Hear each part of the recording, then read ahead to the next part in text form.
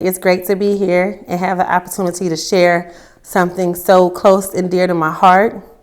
My family and I were victims of Hurricane Florence in 2018. That hurricane devastated and tore up my entire life.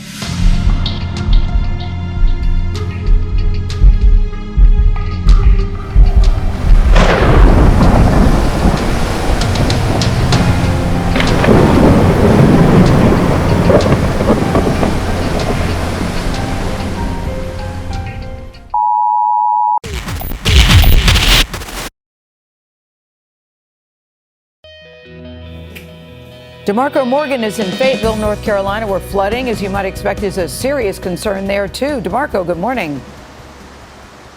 Good morning to you, Gail. We're about 90 miles away from the coast, so our elements here are drastically different from what they are experiencing. But you said it, don't be fooled, because the major threat here is floods. Yes, floodwaters. That's why authorities are keeping their eyes on creeks like this one right here behind me, and also the Cape Fear River, because it's starting to take on rain and runoff. You may remember that Hurricane Matthew sort of devastated this area along with Lumberton when there were hundreds of boat rescues. But we can tell you this, that the shelters are filling up right now, and the nursing home residents, they have been evacuated to higher ground. So we'll keep you posted on what takes place here in Cumberland County. John?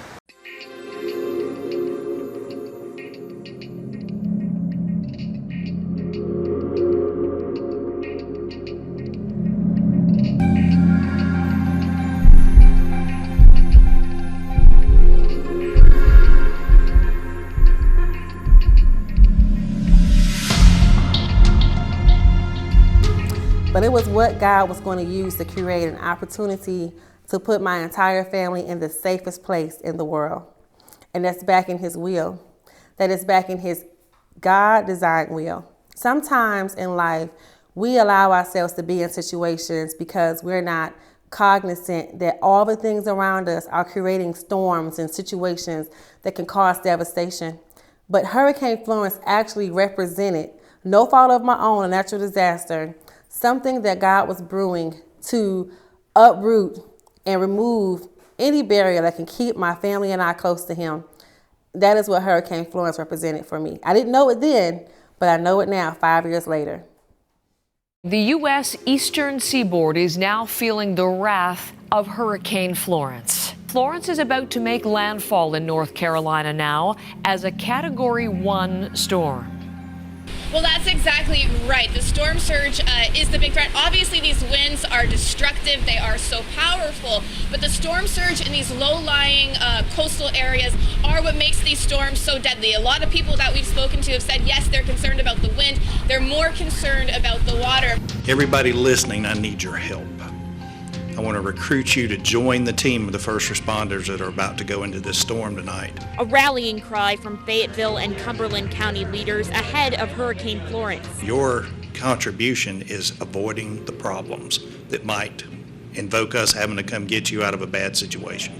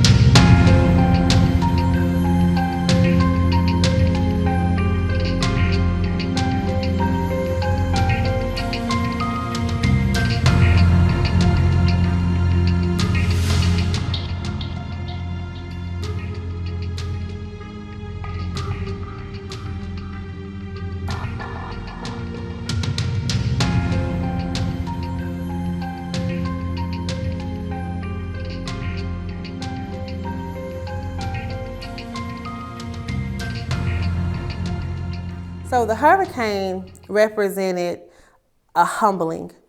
The Bible says, if you humble yourself before me, I will heal your land. The hurricane caused me to really focus on what mattered in my life.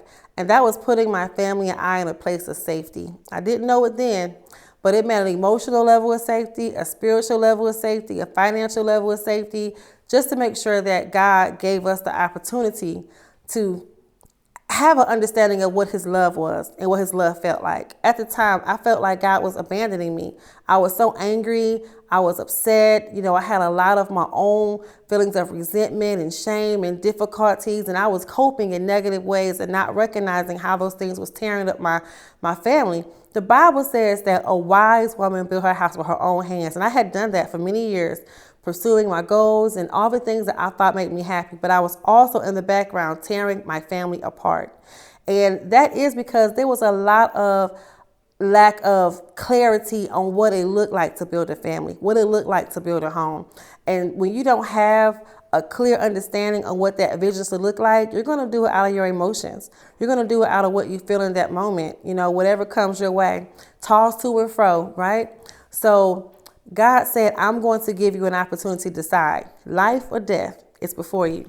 And he had to take everything away from me that I thought that felt important, or that made me feel like I was somebody, to show me just how fragile your life can be.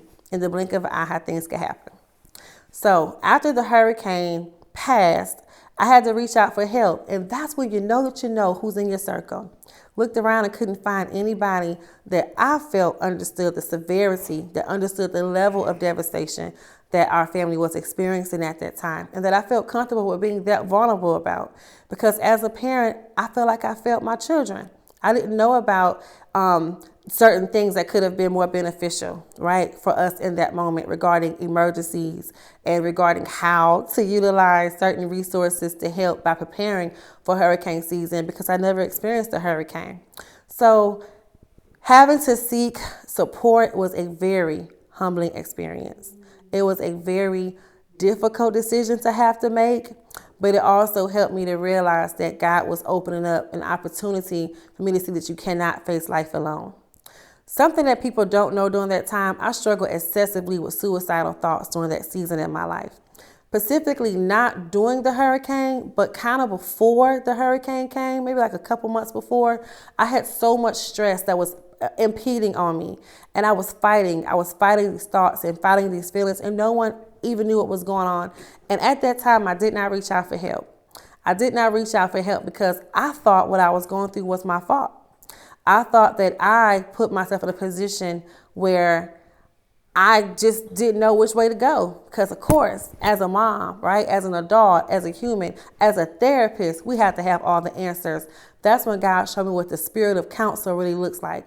It looks like I'm going to teach you how to help yourself and how to help those around you. And he made me a living example. And that is a part of my testimony that I am so proud about.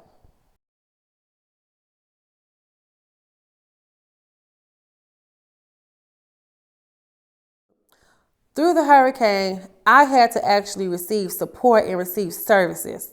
I had to go back to food stamps, back to Medicaid, back to all the things that I had excelled through, right?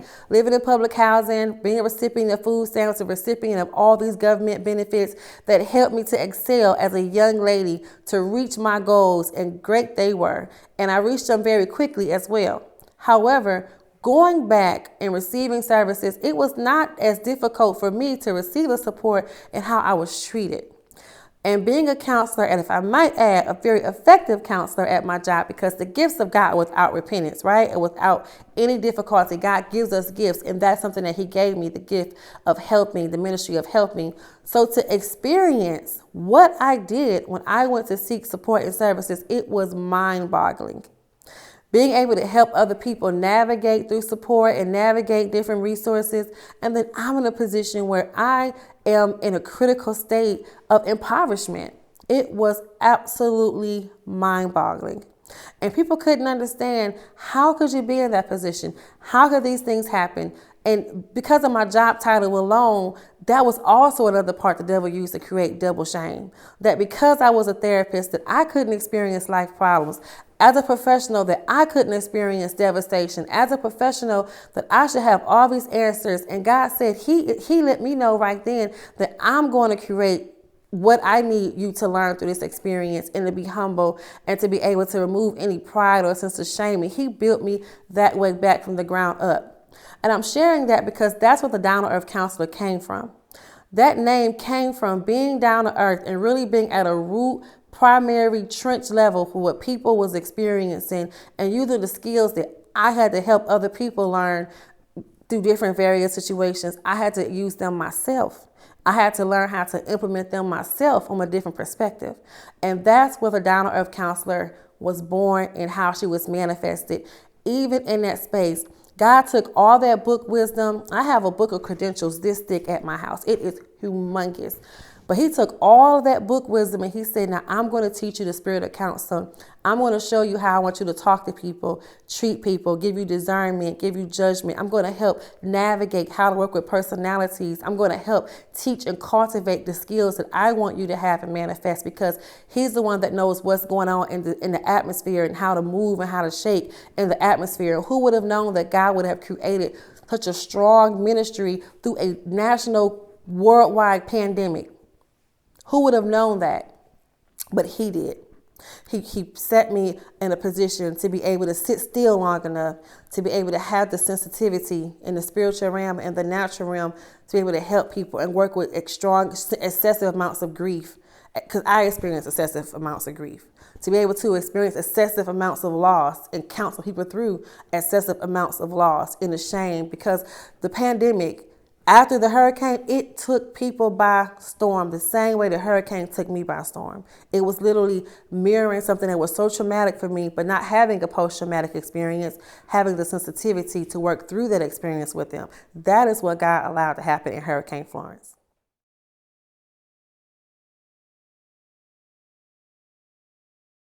One of the greatest things that Hurricane Florence taught me was the humanity, the support, the outpouring of ministry.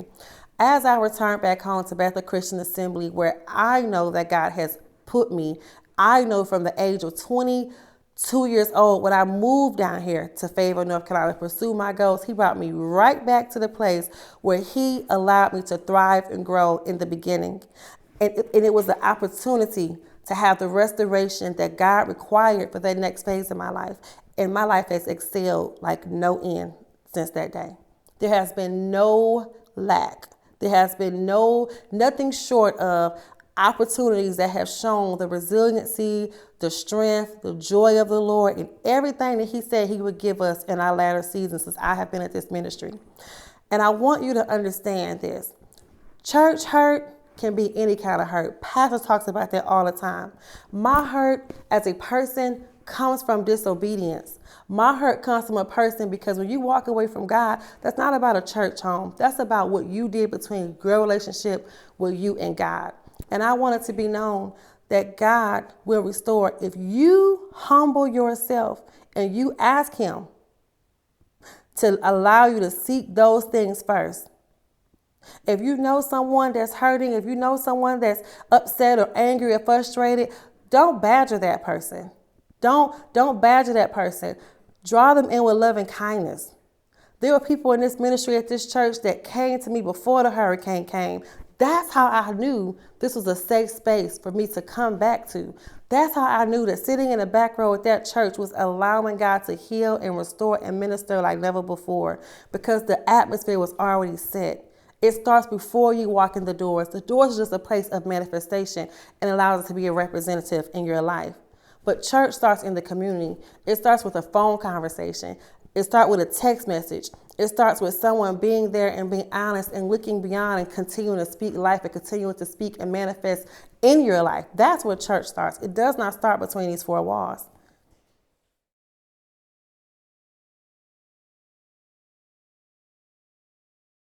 No, everything was not good to go.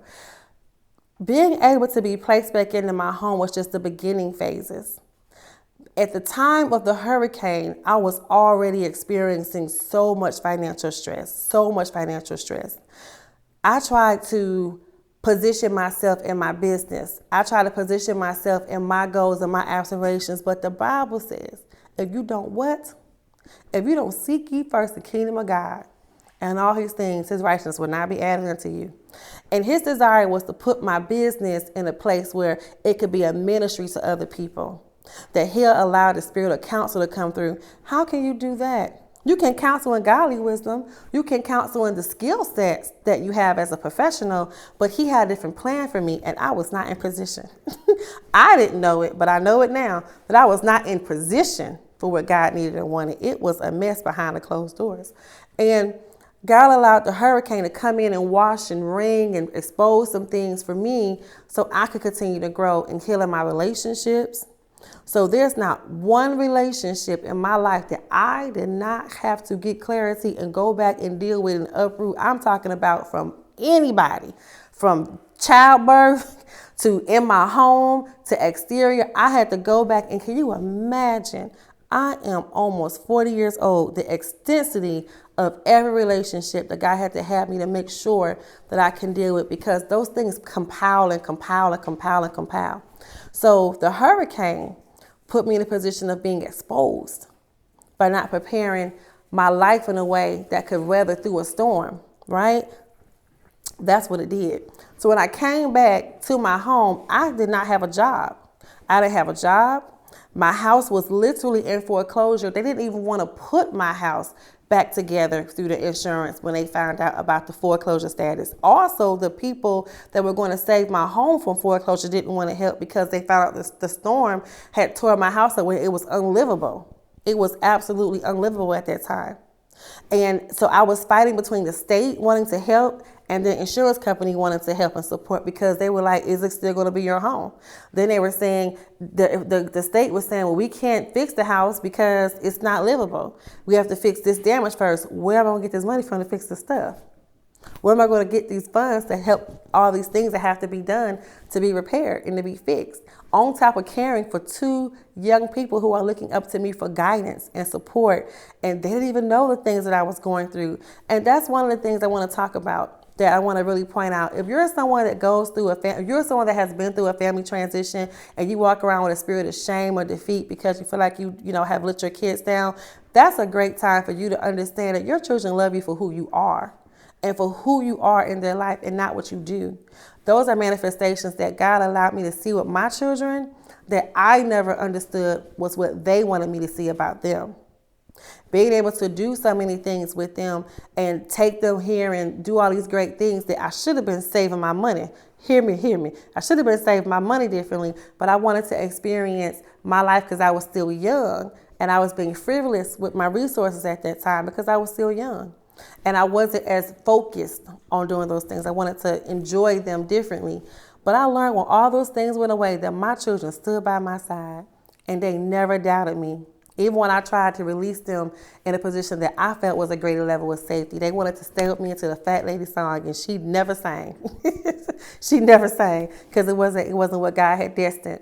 So that's something that I wanted to point out about the hurricane, Brother O'Kelly, that that was just the beginning phase. I still had to go back to the house, and literally my car was in repossession status.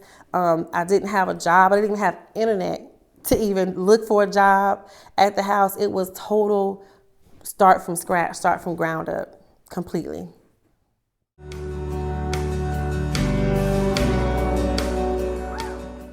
We were actually out of the home about 4 months, approximately about 4 months when we went back in the home.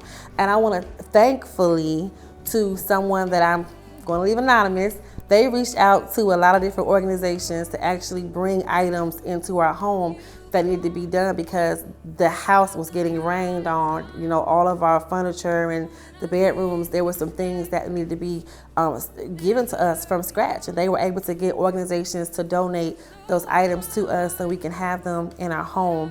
And it was a blessing. So we had to start literally from scratch.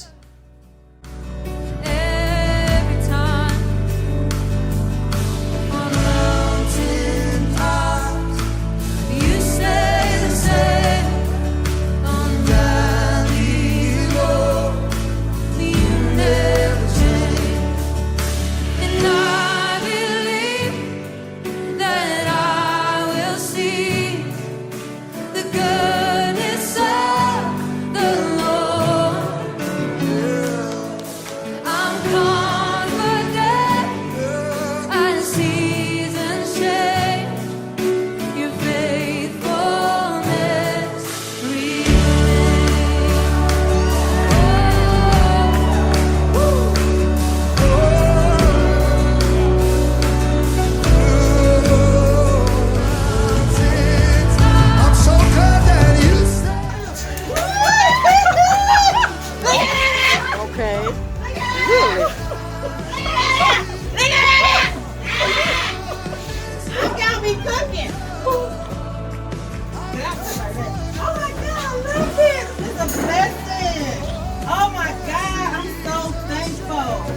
so thankful. Oh my God. I'm so excited. I'm so excited. I can't let you do it. I'm on camera. I'm so video. Okay, thank you so much. I'm happy. I'm not happy when you coming. Y'all, thank you for coming out. Thank you for coming out to deliver this album. Thank you so much. Thank you so much. I'm so appreciative. I'm so thankful. I am happy.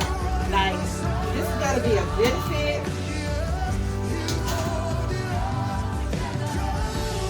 Go ahead, let's go.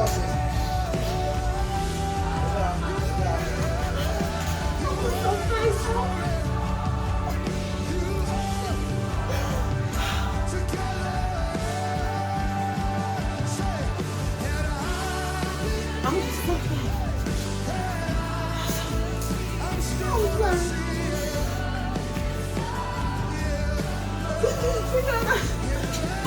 remember I had a deep freezer, and I gave it away, so I was gonna lose my house. I gave away a lot of my stuff. I was facing foreclosure, and I didn't know I was gonna have my house and not have my house. And remember that? I gave away a lot of my stuff, a lot. Furniture, my deep freezer, and y'all replaced it with a brand new one. And I'm so thankful. I'm so thankful.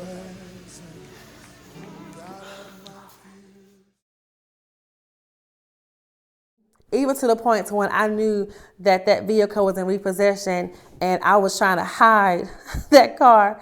I remember one day me and Derek was in the vehicle and I seen a repossession man and I'm trying to beat him and run the car.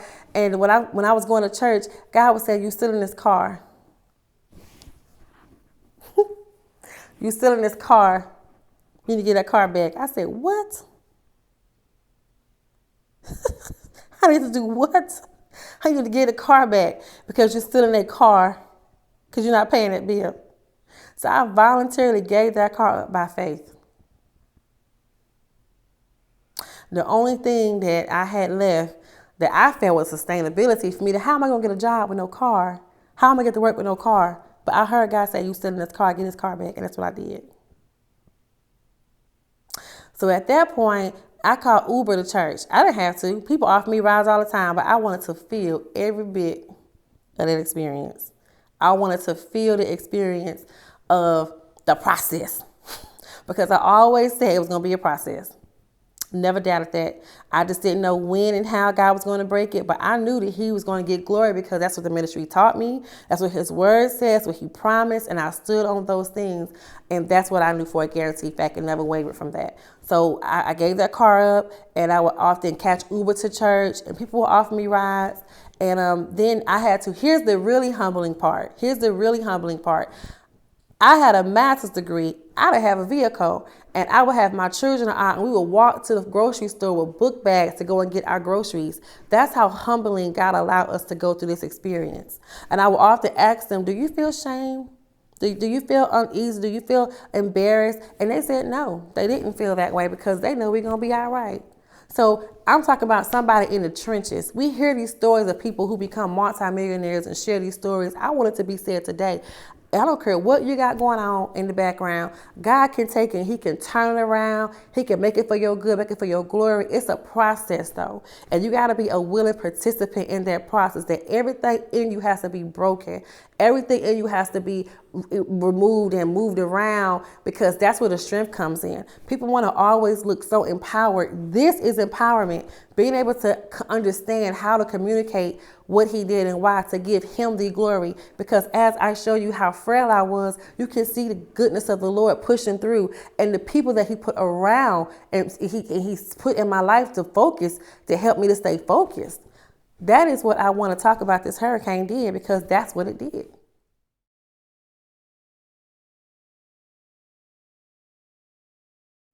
Being in an environment that we lived in for 90 days, it was unbelievable. It was a whole whirlwind of a difference because I ran away at 16 and there were some things that I did not get. I just didn't get it. People always talk about, oh, you know, I didn't get this, but it really do make a difference. I didn't get it. And being in the atmosphere that me and my children were in, it felt like a home. It was like being in an adult group home as an adult. It felt like being in a rehabilitation center. It felt like the joy of getting up and being able to talk to that person that I lived with for those 90 days. It felt like happiness, right? And it felt so much, it felt like stability, like the stability that I was trying to curate for a long time. It let me see what it felt like. And I really enjoyed that. So, like, it's an experience that I'm glad I had. I'm glad I had a chance to live with somebody like that. It felt safe and it felt restorative, like it gave me enough time to catch my breath. That's what it felt like, living with them. Now, my ambitions were very strong at that time. And, you know, I wouldn't want to go to bed because I felt like if I didn't go to bed, if I went to bed, then I was going to miss out on something I had to do. So it was a lot of anxiety, right? It was a lot of high stress that I was feeling at that time. And the pressure, you know, to get back on my feet.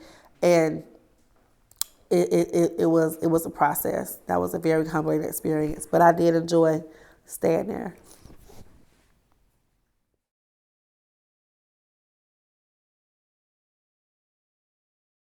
That's exactly what he did. I think it's a very profound statement. I think that if you look at Sodom and Gomorrah, you know, he destroyed a whole entire city to put the ones that he loved in a safe space, even though they weren't at fault. When you think about Noah and the ark, he destroyed the entire world to put the people that he loved, you know, in a safe space. So it looks like there's a history of God destroying things to put people in safety.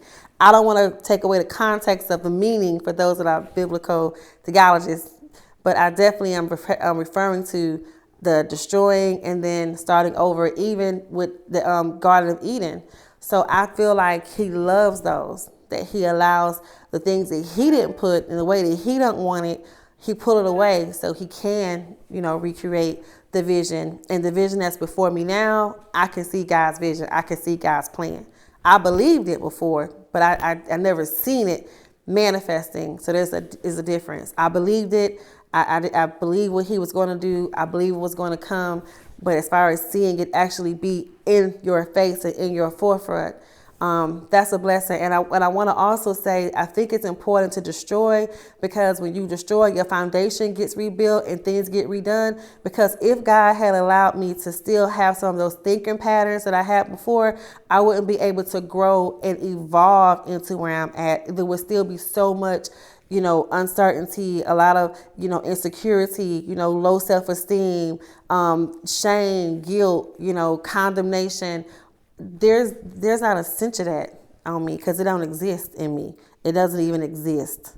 And God has allowed me to manifest healing the way that he wanted it to be healed, to where there's not any like scars that's there that said this is an affected area either. Like, that's how I also appreciate how he destroyed it, how he pulled it up and he got all, like scooped it. It's scooped up. Because when you're talking about a public process, it's different when you have to go. I had a GoFundMe. You're talking about a public process. It's different when people are exposed, because you can't control their thoughts. You can't control the reasons why they think what's going on. You can't control the narrative. It's such a level of explosion, right? It's like a scandal. It's like whatever it may be, you can't control these things, right? I believe that God allowed it to be done that way, so the development, the strength that's needed to be able to operate in a public role, or operate with the public, or operate through the healing, that it shows what fortification and strength looks like, that's truly been cultivated for that season in life. That's why I think he destroyed me the way he allowed me to destroy myself. And I want to say, and I always minister, if you're someone going through that place right now in life, listen to that part. Know for a fact that God loves you, that he has a plan. And if you just trust his plan and his timing, and don't get so distracted with trying to operate or present or manifest right then, because everything has a season to manifest. It's even in the Bible. You don't want to be manifesting out of your season. You're cooking chicken and it ain't done frying yet, and you still got the blood and it's still pinky, it ain't gonna taste right. Period. If you gardening and you pull that fruit up before it's done, it's not gonna taste right because it hasn't got none blossoming yet, and you can't even reuse those seeds because your seed didn't manifest completely yet. So just sit down somewhere and let him do what he got to do.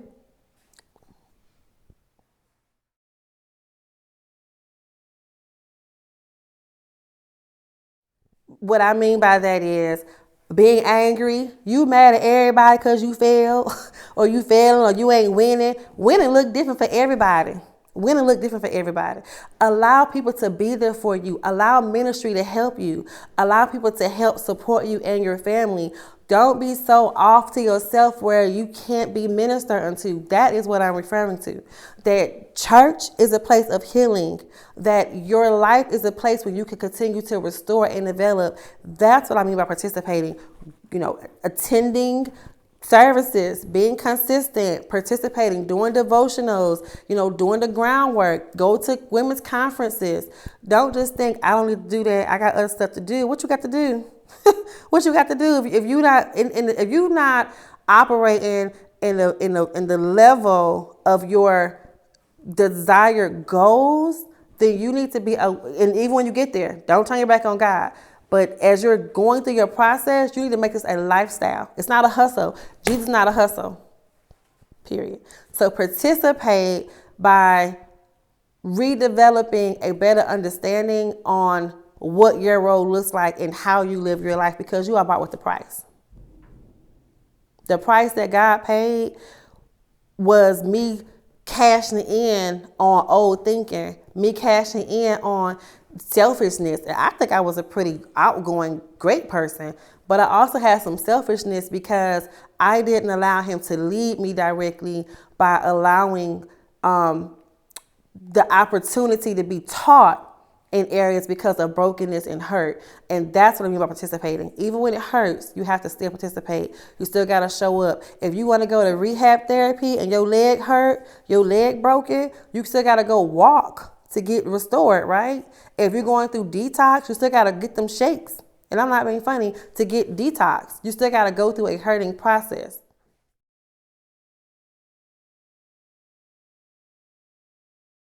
Community is, one, a sense of importance, because Maslow's hierarchy of needs is basic needs everyone needs as a human. Maslow's hierarchy of needs, get your phones out, write it down. Maslow's hierarchy of needs is a basic need, and a sense of belongingness is a part of those hierarchy of needs. Community is a place where you can gain strength, get clarity. You can feel like you're contributing to other people. You can develop and see what your appetites and your tastes are as a person.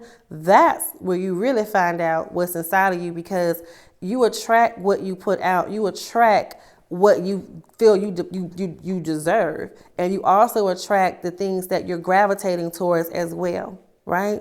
So a sense of community is an opportunity for you to operate a visualization of who you are, how you show up in the atmosphere. Thank you, Lord. It's a scripture in the Bible that says the sons of God are manifesting in the atmosphere. That's the community, right? Disciples was a community. People that went on the mountaintop that got fed by Jesus, with the fish and the loaves of bread. I'm not a Bible scholar. I'm just going to be real with y'all and raw. That was a community. They were seeking God. The people that was even begging for food, that's a community, right? People get together and they cultivate and they gain strength. They share. If you haven't heard something on the news yet, you get it on the telephone. If you haven't seen something that's going in the community, or a person that's taking advantage or scamming, people share. Ooh, don't do this or don't go there because this is what's going on. Or you see this person, that's a community. That's safety. That's your village, right? How close you allow people to connect to you is different. I feel my help coming.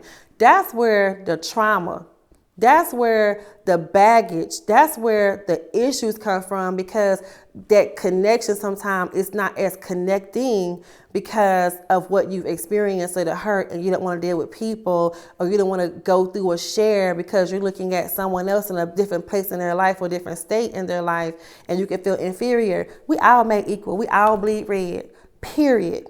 And that's what you have to understand about God. He gives us decisions to make, and he also allows us the opportunity to be around the right kind of people. That's why the Bible says, like Pastor always tells us, fail not to assemble to fellowship together. So you can increase your appetite, and you can increase your desire to be around the people of God and the things that God will do in your life for you in a positive way.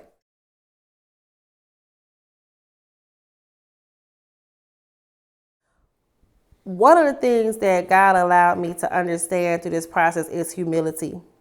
I knew the things that for the past 5 years that God has been working on with in my life, the things that he's been doing. I'm moving fast forward, and I have purposely not shared so many things because, one, I had to catch up to all the great things that God has been doing. But I also wanted to kind of make sure that my heart and that my motive and that anything about Jewrine was in a place to where when I share, it'll always represent a purpose.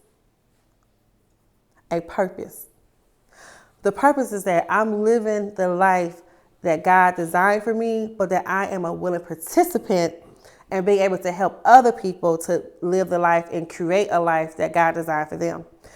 And what do you do when the balance of power is so off? There's so many people that have stories. There's so many people that have things that happen in their lives, but because they're marred with so much devastation or so many losses or so many things that look like you're not winning, how can you help build a business and counsel when all the things I just told you I had going on was going on? Who gonna listen to me? And there's so much stuff that's going on because we live in a world where people are materialistic. They think success means that you have materialistic gain, or you have things that manifest that says, I'm successful. Listen to me. This is what I have. This wealth says I'm successful. Not always the case. And I know for a fact that ain't the case. One of the things that God did in this process is he gave me witty ideas. The Bible says that he gives us the power to get wealth. That power comes from your experience. That power comes from your knowledge. That power comes from the ability to operate, the ability to move forward, right? When we look at movies and we think of those people who are those mean business women or mean businessmen, or those people who are stern or direct, that came from somewhere, that business sense. God has to cultivate us as Christians to help us to be able to be savvy and witty and resilient and strengthened and fortified and clear and directed and objective and strategize. How do you get those things if you can't manage through your own stuff to be able to implement them in other people's lives? So as a counselor, especially as a down-to-earth counselor, God allowed me to create that brand, and let that brand manifest in the background to move forward. So when I talk to people, I was able to really hear the hurt differently. I was able to hear and empathize with them on a different level. I was able to develop as a professional, not only my professional identity, but my identity on how I wanted my ideal client to be assistant, and how I wanted the ideal client that I work with to see the growth in their lives. And that was a balance of power. Power and influence is something that social media influencers create. Power and influence is something that people create in many settings where they have a strong level of influence over an amount of people. How do you develop empowerment when you don't feel empowered? How do you develop influence when you can't influence yourself looking in the mirror, which is where it begins? That's what God will do for you at ground zero. That's what ministry will do for you. It develops. The Bible says faith come by hearing, hearing by the word of God.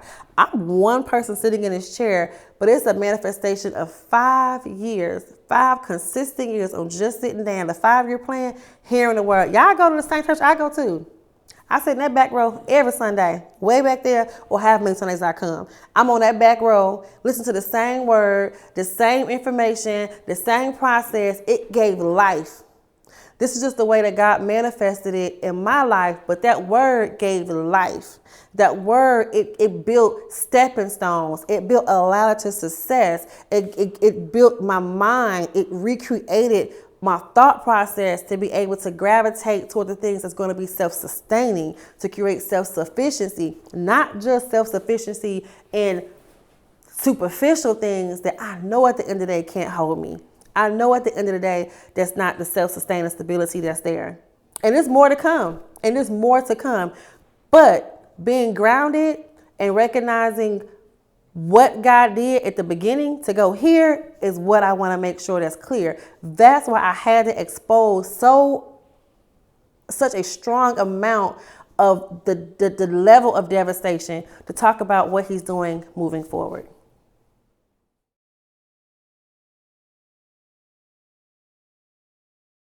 So this month, September, represents 5 years after Hurricane Florence. 5 years will be September the 25th, will be the 5 years that I actually was able to come back and rejoin my membership back in my ministry. But 5 years from the hurricane is this month. I think the hurricane was September 15th of 2018. And you think about 5 years. Sometimes 5 years doesn't seem like a long time, but a lot can take place in 5 years. So since 5 years has occurred, God allowed me to move supernaturally in some directions. And I'm going to tell you the blueprint because I actually have a book coming out about goals and setting goals. That's a shameless plug. But I want to talk to you about the process to get here. So after God put things in order in my life, which was him first, he allowed me to strategically be placed in a position where I was able to work at home. And working at home with this organization, it allowed me the opportunity to work, to rebuild in a better sense, because clearly my business was not successful when I started the first time, to rebuild my business with the support of having a regular income, like is what most entrepreneurs should consider doing. That was another thing. Not being taught clear business sense, because social media had you popping like popcorn, popping in bankruptcy. You better sit down somewhere and get some SBA classes and some clarity on what a business looks like, because that was the first part, not having some really good, clear understanding on some business practices, because I didn't know that there was a lot more to my industry than I know now.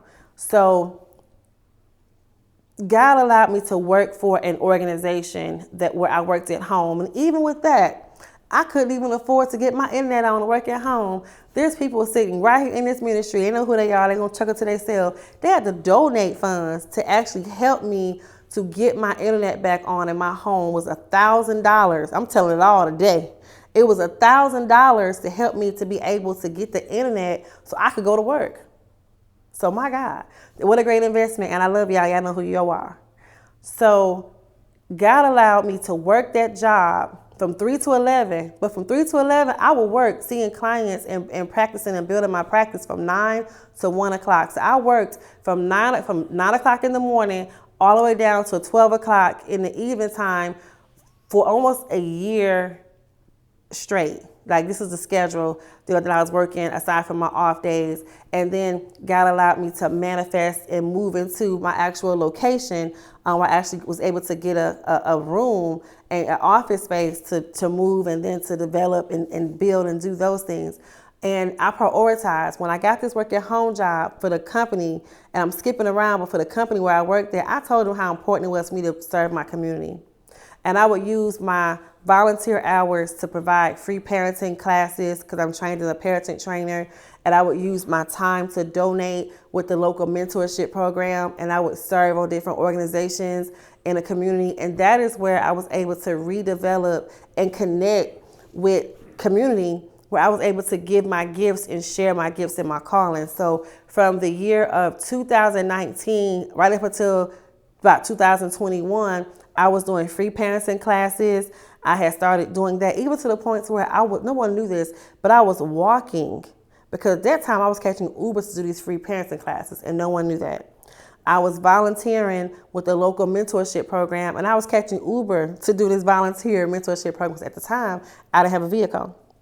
But it was so much dedication to be available and to serve my passion, even to the point to where I was asked to serve on the Pathway to Prosperity Core Leadership Program, Core Leadership Committee, because at that time, our Senator Kurt Deviere, he was there and he noticed how communicative I was and how passionate, and he asked me to serve. And I remember, I will never forget it, I was getting out of an Uber that day when I was actually coming to volunteer, and he must have thought I was just coming in an Uber because I didn't have a ride. But at the end of the meeting, I said, I'm waiting to leave because I was still waiting because my Uber hadn't arrived. And he was amazed that I was catching an Uber to come and volunteer because I was that dedicated. So there were just situations over the years that just kept occurring. Also, I was able to serve as the co-chair for the Cumberland County Community Collaborative that collaborated with all the different organizations in our community.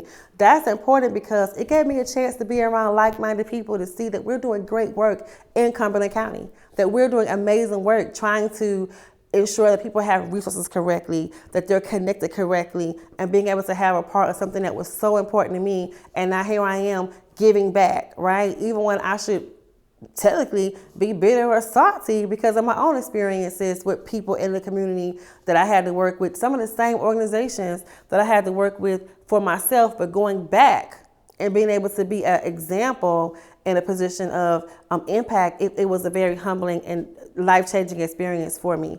And then I ended up serving as a communications chair for LCCNC, which is all of the state of North Carolina, our professional association. I accepted that role and I pursued that role and I was nominated for that role because I knew that there were some things that as a counselor trying to open my practice, it was a mysterious process. And I wanted to make sure that there was some type of transparency on how to help other people open up their practice. So if you go to the website now, there's a journey that tells you what to do to actually open up your practice. Now you still need to get some skill set now and some resources on the process, but the blueprint is there because at first it was not a blueprint. So I'm very proud of that because I feel like that could have really helped me at that time in 2017, 18, 19, 20, when I was trying to build my practice and needed some assistance with that. So moving forward, God also allowed me the opportunity to do my own credentialing for my contracts, to be able to learn how to manage, my private practice, to be able to be self-taught and take the trainings with these organizations that they provide to you at no cost to know how to actually run, my private practice. And it has been built one session by a time, and being able to have such healthy outcomes, such strong, amazing outcomes, and see the people lives changing, it has been amazing.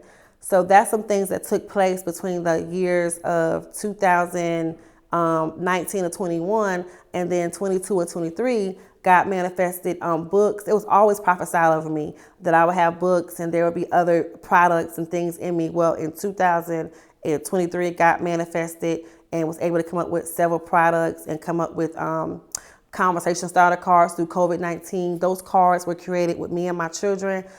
We did them because you can see I talk a lot. And we were able to create cards to help other people be engaging and create games that go along with those cards. And that's how that first deck of cards was created. The second deck was created because I was actually at a NAMI event, which is National Alliance of Mental Illness, and I was being honored at that event and being provided an award. And someone observed me doing my poem that I had wrote for mental illness that's actually online. And they also loved the cards, and they said, I want to have these cards in the school system. Well, I felt like the deck of cards that was the original deck was family focused and not more geared towards the school, to be mindful of the type of answers that may come up. So I recreated a deck of cards for the school system, and then they purchased them, and they're actually in the school systems right now. Every school social worker has a deck of those cards.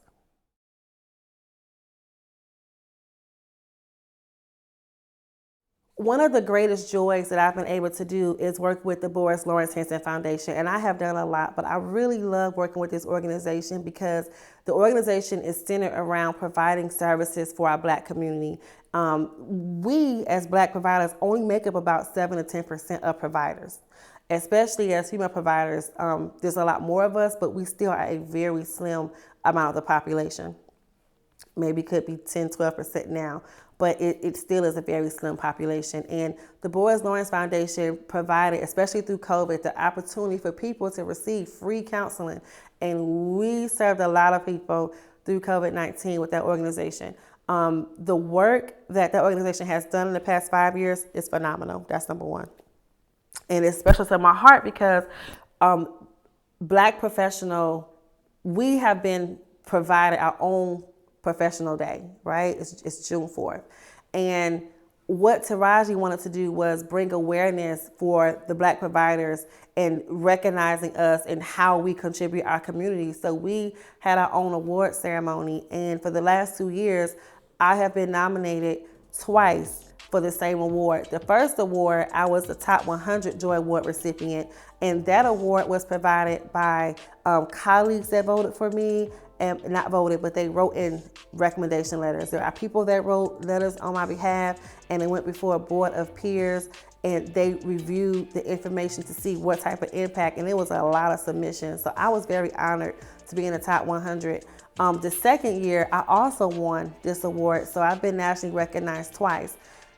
I'm so grateful, and I'm bringing that up because being nationally recognized is an amazing experience for me, especially with my colleagues, but recognizing that God designed that recognition for that level to be able, when that platform changes, that there be clarity to spotlight what's being done where I serve, what's being done or how I view the things that I do in my business and how people are treated and how I work with my colleagues, how I work with different organizations, recognizing that it's the skill set that God developed and that I'm being used as an example that you can live your dream. But the humility that I thank God for is most important. The opportunity to be able to have a platform to share about mental health and it to be something that's taken serious, right? That's having a level of awareness the way that I bring awareness, which is why I'm always doing my own content. I like to rap. I like to do sauna chat where I'm just getting down to earth. I like to do different varieties of ways to catch different type of personalities. And I also have a professional way of communicating where it has that real professional, impression, but also that impression that someone scrolling by can feel touched and impacted. God has been able to cultivate so many different levels of the way that mental health can impact somebody. And it just comes from building a platform where you're being supported by your colleagues. So that recognition, it meant a lot to me, and I'm really thankful for it. And it was such a fortification. But you know where that came from? It came from people around me. I love you.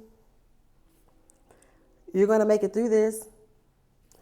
Taking time to listen to me, and if you ever get on the phone with me, I will take your head off. You better have some time. I might say it's gonna be a couple minutes. But I love people that I love. And if I talk to you and if I'm sharing, I get excited, I get passionate. And it's just because I have so much in me, so much to give. But that's where it started. So those recognitions are teamwork. And I want everybody that know that. And that is not, it's not for the camera, y'all. Y'all know one thing about me, I'm real and raw. I'm real and raw. It's not for the camera. This is an inside conversation. This is a personal testimony. That started because I believe that I'm loved because someone told me I was loved. That recognition, that national recognition came because I believed that God was going to restore, and he did restore because there were people that would call me, that would talk to me, that would support me, that would pray with me. People that believed in the process, in the journey, that seen a growth mindset, even when things look like a muck and a mire, right? I thank him for that, and not being haughty. Not being in a position of trying to raise yourself up to make somebody else feel like they're less than. There's so much sensitivity that God has created because that's a part of the process that most people break down from. They look and feel like they're missing something, like they're behind. So I appreciate that national recognition. I really, truly, and honestly really do, as well as the individuals that's at the organization knowing me. They personally know my work ethics where they reached out to me to speak on their platforms nationally twice, where they actually asked me to create pilot programs and not create, but operate in pilot programs for them that has me in mind because of my style and my approach to people. And I'm so grateful for that. But I was able to tell them my testimony. I was able to tell them my passion, show them my poem that I did for the tsunami, and tell them about my passion and where this came from. So I know I've been going on and on and on, but it's just because it's a lot.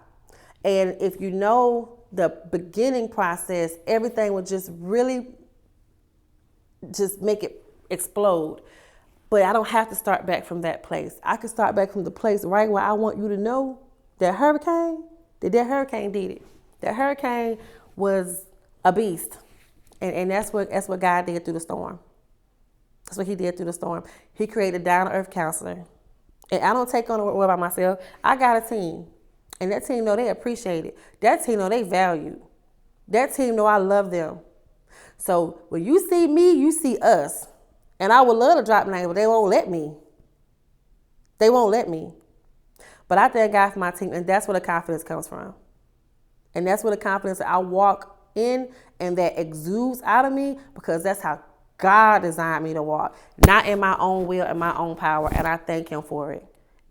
Another thing is, go to the altar. I stayed at the altar. If y'all at this church, I say I have my phone, I would have my list, and I did have a list, and I would stay at the altar because God was doing something. You got to go down there sometimes. You got to go down to the place where God can just do it and build you up. That altar, to me, was like going to a boardroom, talking to the president, talking to the CEO, telling him what was going on. That is another part of the process. You have to be willing to take a leap out and let God recondition and make you over again, over and over again. Everything got to always be in your seat. Oh, he know my heart. Sometimes you need to step out. Even when you got a heart issue, you got to go to a specialist. You don't sit in the seat and try to get a heart condition fixed in the seat.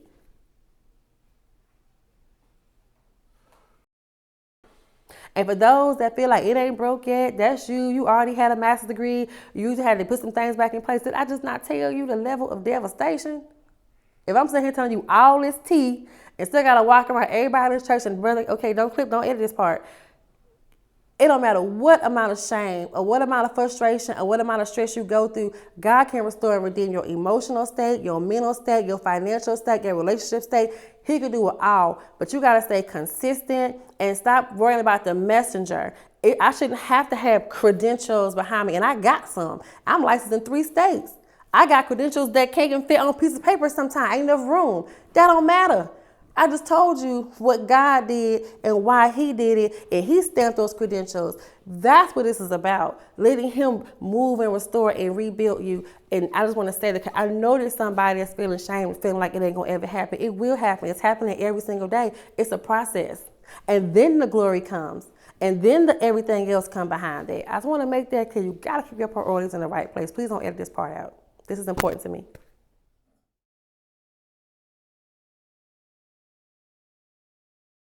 Listen, there are no shortcuts. There are no shortcuts. There are no easy ways. There are no easy A's. There's nothing you can do to skip any process. It's not about being smarter than somebody. It's about the experience that comes through when you go through the experience, right? It's also about understanding that the opportunity that you have to listen in the beginning is safety. There are plenty of people that came to me and talked to me about the condition of a variety of things in my life, but I did not listen because of worldly wisdom. Because I felt like, I'm pretty smart. I mean, I wasn't a bad person. Don't get me wrong. There's a lot of great people, but when you feel like what you're going through is more, I'm sorry, I gotta start over. Okay.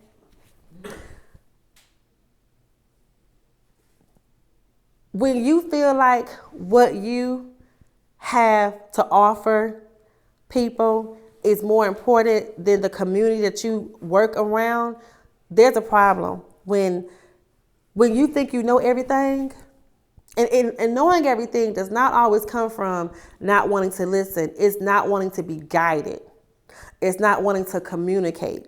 It's waiting until the bottom has fell out to communicate so you can't even get help. It's going out there making a mess because you're trying to save the embarrassment or the shame, right?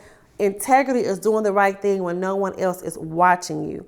That's even asking questions. That's being humble. Stop trying to, okay, like, you want to floss, you want to look good, you want to have on your J's, you want to have your hair done, your lips pop in, you want to have your face made, you want to have all those things looking good, your hair, whatever it may be. You have to go through a process to get prepared to put those things on to look a certain way, right? But if you dressing everything up and you ain't took no bath, you finna have some odor, some body odor. You're not gonna smell the way you look because you haven't did the first step, which is actually taking the bath.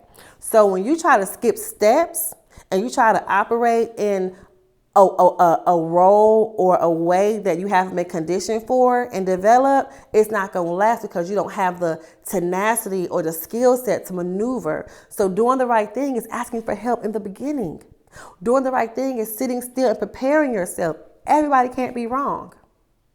Everybody can't be wrong. How does that relate to what I'm referring to? Because having people in your life that you tell them the condition of where things are, sometimes you don't want to be embarrassed. You want people to feel like, okay, I got it together. I'm okay. I'm gonna maneuver through this. Sometimes all the maneuvers, all them turns is out, baby. That wheel ain't turning no more. Ain't no more streets to go down. People know what I'm talking about. Grown people that's been having to move stuff around and do things. You don't have a lot of lifelines left. And if you learn in the beginning not to try to use lifelines as a way to maneuver, you can have a more clear path, a more straight, clear path. I think the Bible says don't look to the left or to the right, but stay straight. Stay on the straight and narrow. And that means being around people that that's going to speak positive to you. I was on the phone with someone earlier today, and this is a true story. And they said that they had wanted to, be off of work because they wasn't feeling well. And I said, well, are you going to go to the doctor? I said, you're going to go to the urgent care? And they wasn't going to the urgent care. I said, that's so deceitful. You're going to sit at home and not go get checked out, but know that you don't feel well, but you want to go through the process to go get checked out. And I gave them 2 different stories of people that didn't do that and they died because they didn't go get help and they died. And the reason why I'm sharing that is sometimes if you know that there's some things you need to get checked on and you keep trying to circumvent a way to get the type of health and healing that you need in your mind and your heart and your soul, that's not integrity. Because you don't want to have something to happen in the forefront, in front of everything and everybody, but everybody said, I was trying to talk to you, trying to tell you. So for the young people, this is not a scare tactic. This is real. And nobody don't want to be the bad example. I'm good. I'm a bad example. I'm glad I'm being able to be a bad example of what a bad example looks like. I'm okay with that because see, God can condition us to use that opportunity to restore. But what about how her kids feel? They good because we've already been through this. We've already talked about how mommy gonna let people know about what God did for us and how you gonna make sure that you know what God did for you, and we're gonna get the perspectives correct. We're not gonna live in denial and live in shame and live in a place where God can't have liberty in our lives, and that's freedom. That's what you teach. You walk in freedom. So I just want you to know, choose wisely. That's what I want to tell you. Choose wisely. How do you do that? Talk to your parents. Talk to people that's influential in your life. People that you know that's positive. And don't worry about, I don't want them to know I done got into this and got into that. They know you might get into something. They was young folk too. People know you might get into things and be involved and be around things. That's okay. Restoration comes for everybody. And you may have to learn, but you don't want to have to keep learning the hard way. There is a way to sing right to a man, and then there's not. Can't get more real than that. If it hitting you in your gut, you feel it in your chest, I'm talking to you.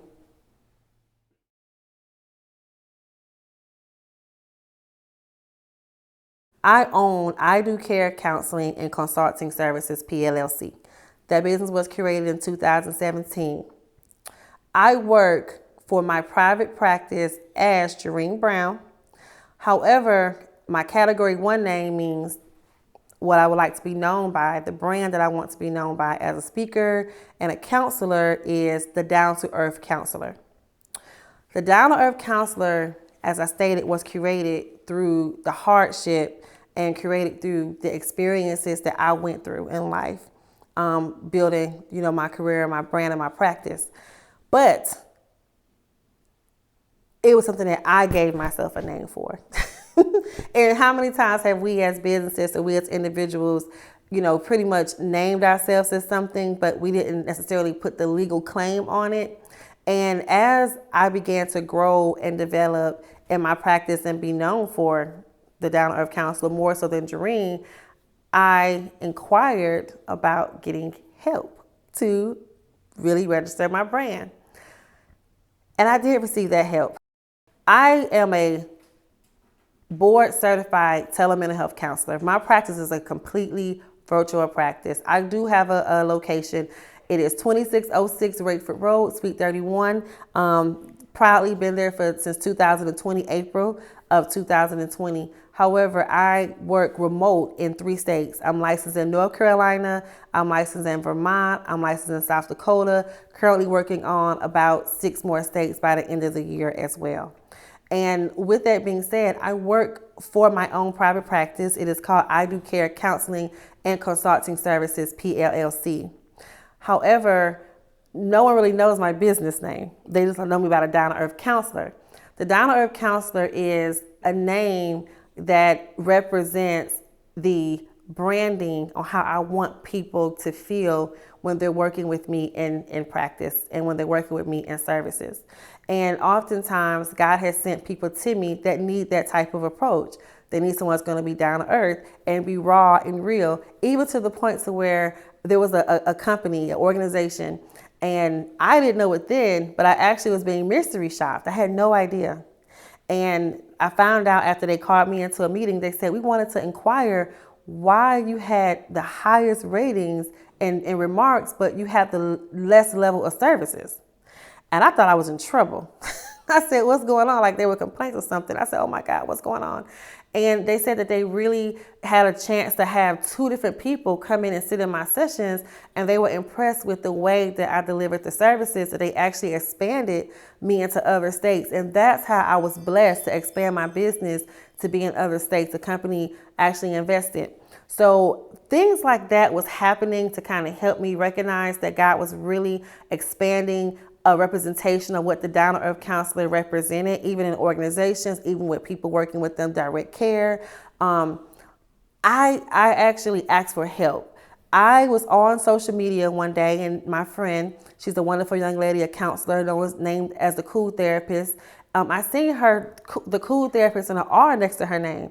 And I was like, oh, what's this? I said, what did right here? I was why she got an R? I thought only Pepsi Cola, could get an R. I didn't know I could get an R. So I inquired with her, and asked her, what's the Cool Therapist? And of course I knew her branding from following her on social media. Really great young lady, really sweet.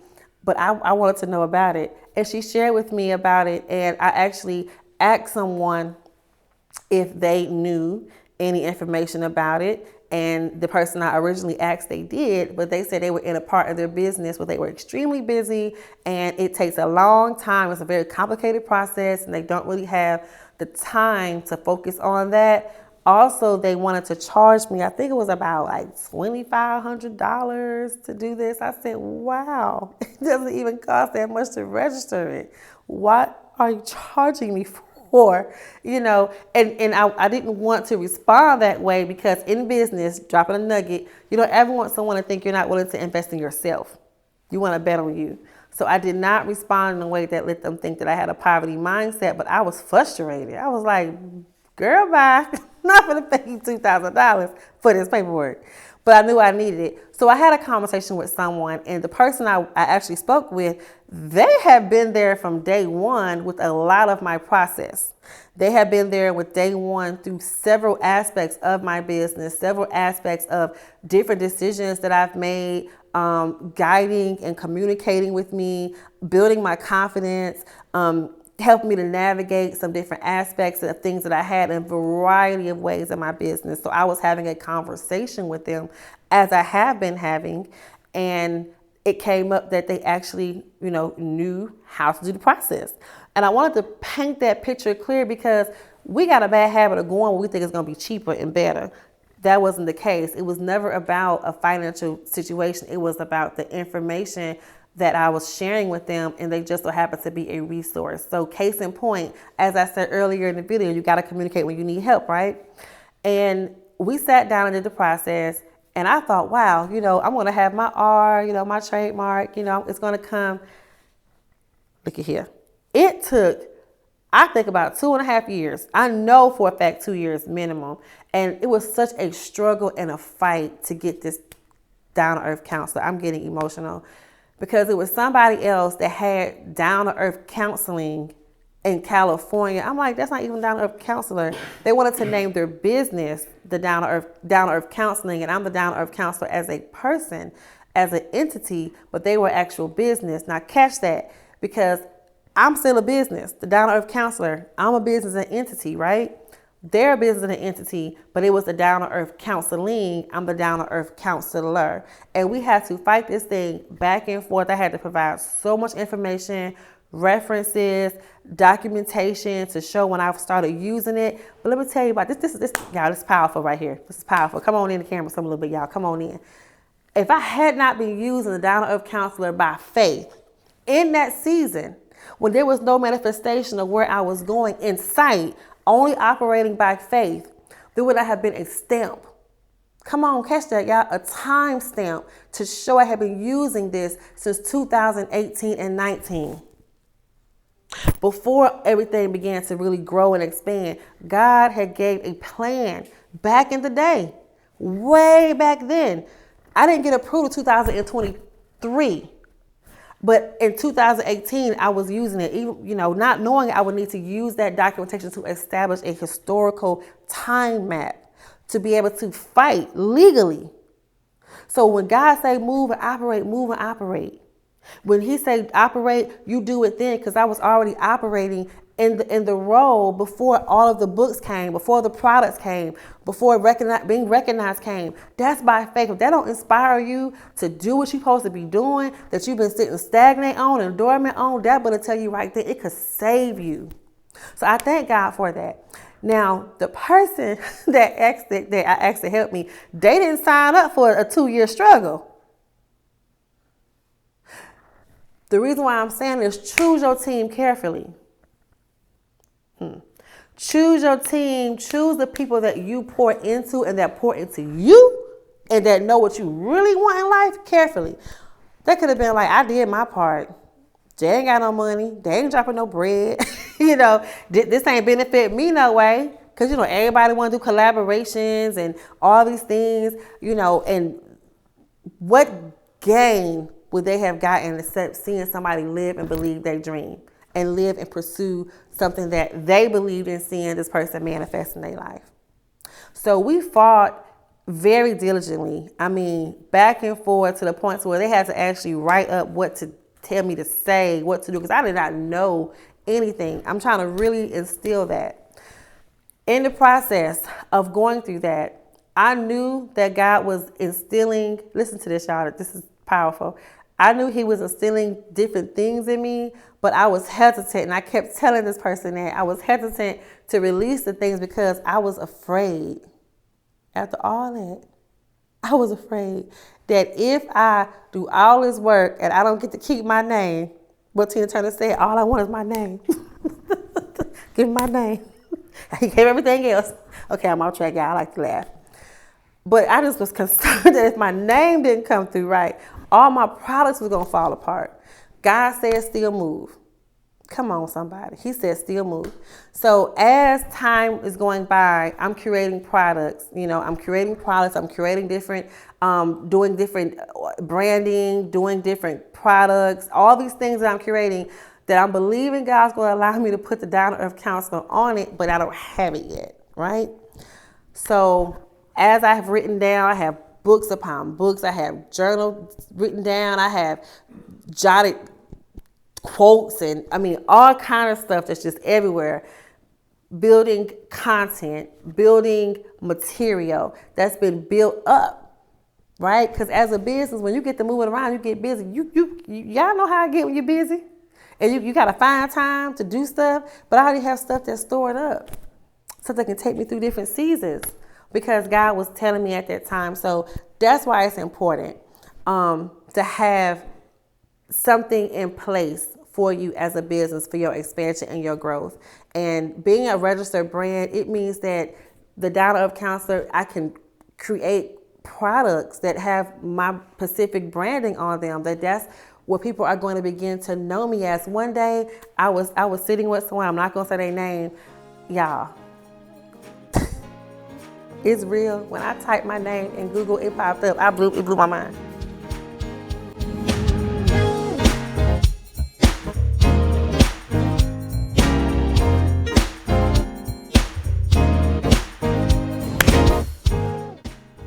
It blew my mind. The little Google page thing, it blew my mind. I said, well, where my Google money at? Where my Yahoo money? Where's it at? It's coming, y'all. It's coming. I just told y'all it's a process, right? But I type my name and this stuff comes up. You know, that me.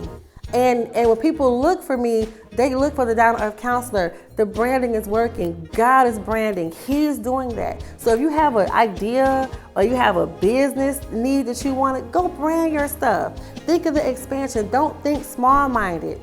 Don't think minimization. Think growth potential, right? And don't think, oh, they're not going to see it in me. Somebody's seen it when you couldn't even afford to pay it, when they're investing the time and energy and fighting with you and for you, and we didn't have to get not one attorney. Matter of fact, this person was so compassionate and so dedicated that they actually talked to the trademark attorney on the phone.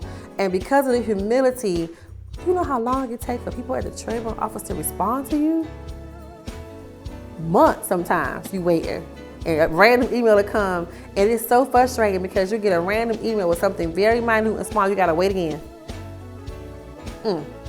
The trademark attorney talked to this person, the anointing and that person's humility and their passion and drive, I believe it made them respect that person's dedication, that they responded and answered that same day. Not lying. The only thing that we had to wait for was the time frame that was legally required for that process to actually be documented, because it's a time frame. But they did everything that same day. They did it right then. So I'm thankful for being a registered, branded trademark.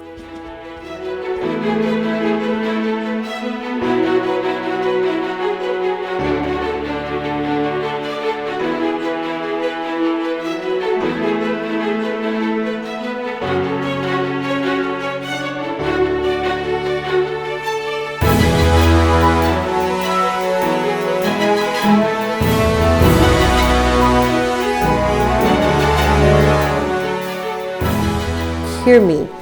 It's not Jewrine Brown. It is literally. So when you see me say I'm the Down to Earth Counselor, I am the Down to Earth Counselor.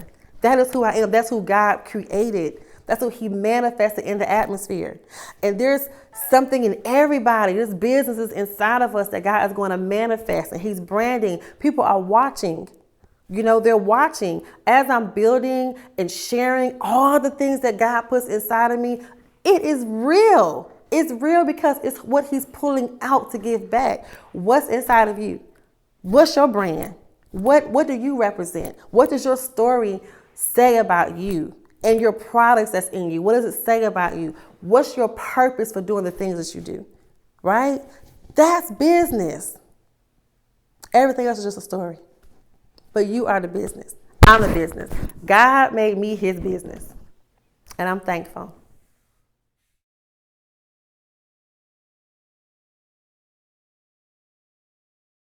I wasn't even allowed to pay a dime. I had to make the person take $75. The only amount of money, and I had to make them take that. The only amount of money that I paid was maybe it was $200 something. That was it.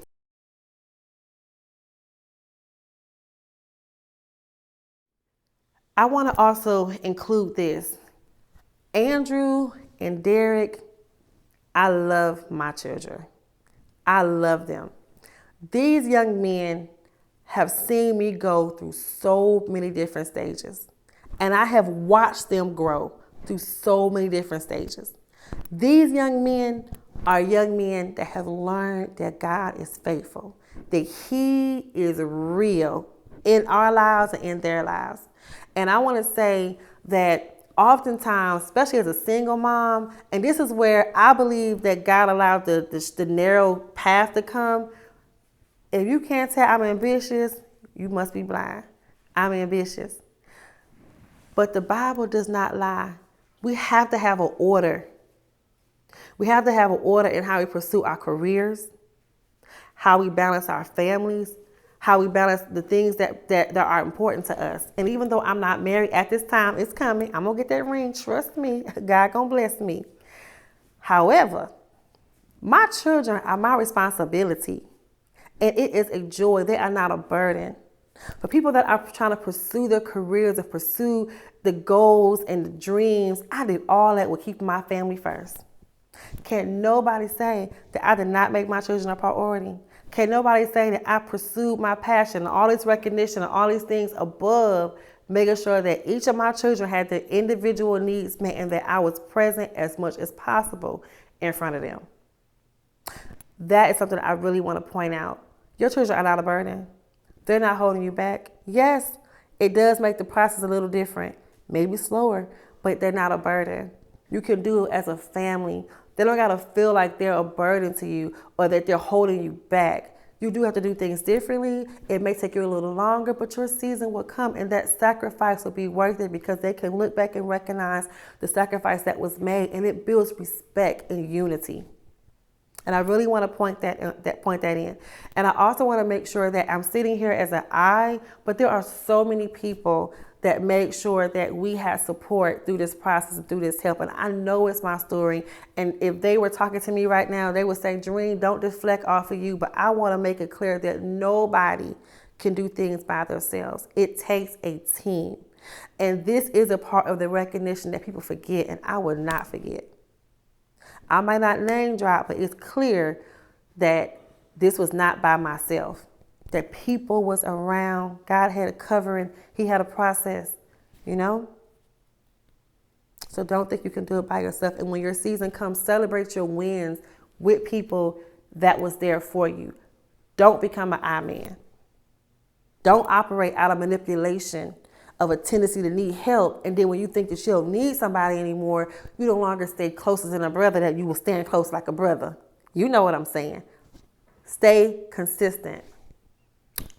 And continue to watch God grow and grow you and that person in different avenues. I want to say that. That's important, especially in business. You don't got to level up and change people. You level up here. You level up here. You level up here. You level up in how you minister. You don't level up and change and ditch people. Or forget where you came from.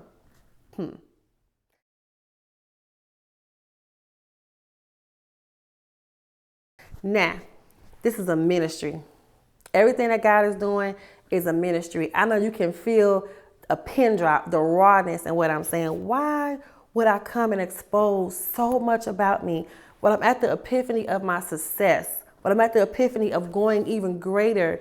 There's so many things that's in the works because I told God that I would never forget, and I would never let anybody else around me forget what is important to me. And I am committed to making sure that everything my hands touch is a ministry, that it allows people to feel the impact of how the spirit of counsel operates in my life. And that's not a hard mantle to walk in because I just do what God gave me to do. And if I can't help somebody, I get them to a place where they can get help because I can't help everybody. I can take the world on. People that I don't work with, there's certain disorders that I don't assist. There's certain needs that I cannot assist. I'm not equipped.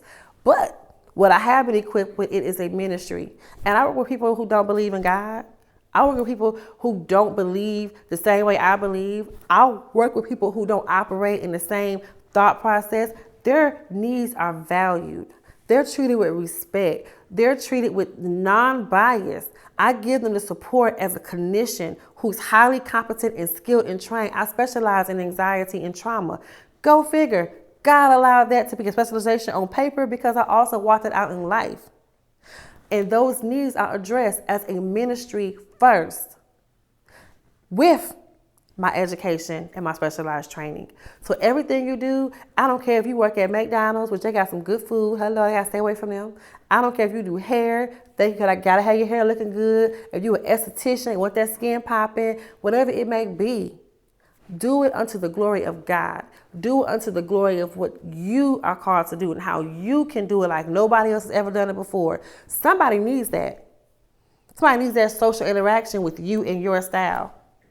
Don't what's the word? Don't get stagnated, to the point to where you get burnt out and you have compassion fatigue, because that's a real thing.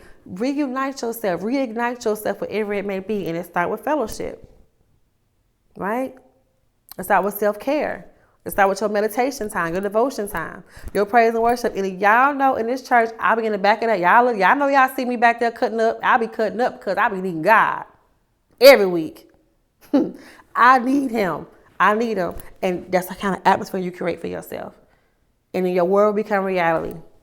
If people can do it out there and be coaching people to manifest, we can manifest what the word say and walk in it. That's the power that God gives us, the power to get wealth. Here, and how we treat people in the ministry that we have. And for those of you that are concerned about your past is too marred, my story don't look like your story, you don't know my whole story. You know when a hurricane started. God can do it.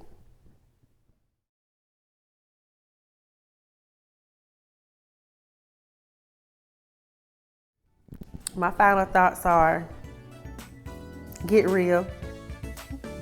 Get real. Everything made up now. But I want you to get real. Find somebody in 2023-24 that needs you to be extra real with them. To be able to be so transparent that it makes you uneasy and uncomfortable to have to share that deep. Sometimes they say, we don't gotta share that deep. This year, find somebody to share that deep, because we've been through unprecedented times. People are devastated. They depressed. They anxious, they stressed out. The level of turmoil, I hear it every day. It is deep. It's a lot going on out here in this world. And we can't live in bubbles. So if I'm up here as a registered brand with potential to grow, unbelievable, and I'm putting my stuff out here to let it be known that I want God to be getting his glory out of here at this ground level, and you already may have been in a different place or growing, be real. That's my final words. Allow God to use your testimony like never before, so you can be able to really help people know God is real, because they feel like he's not sometimes, because we live in difficult times. That's my final word. Be real and pray for me and my strength, because we are a community. I love y'all.